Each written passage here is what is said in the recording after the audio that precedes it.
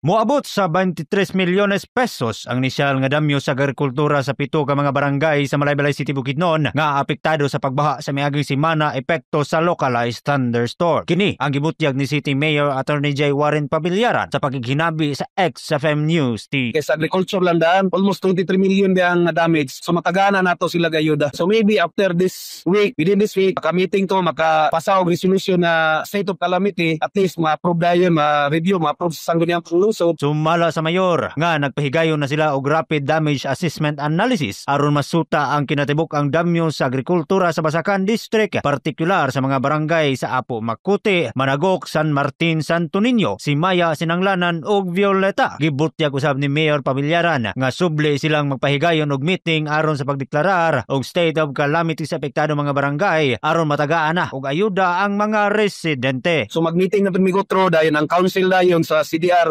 mag-meeting kay para ma-declare o state of calamity tong 7 ka barangay kay para matagag insakto na ayuda. Dugang sa mayor nga dili lang agrikultura ang napektuhan sa maong pagbaha, kundi lakip na usab ang infrastructure, health ug environment. Gani dunay 4 ka mga balay ang nabungkag sa pag-igo sa maong kalamidad. Samtang ang mga pamilyang nang bakwita tagaan usab og nisaktong ayuda sumala sa damyos nga ilang nahiaguman. Mga katropa, kung aduna kamoy gweter bukol-bukol sa lawas ug unsa pang mga sakit, Tumarna og Santon Las Gold. Gikan na lamang sa 11.7 XFM Bukidnon alang sa naghiusang Pilipino para sa Pilipinas. Katropang Christian Bakyugon, XFM News.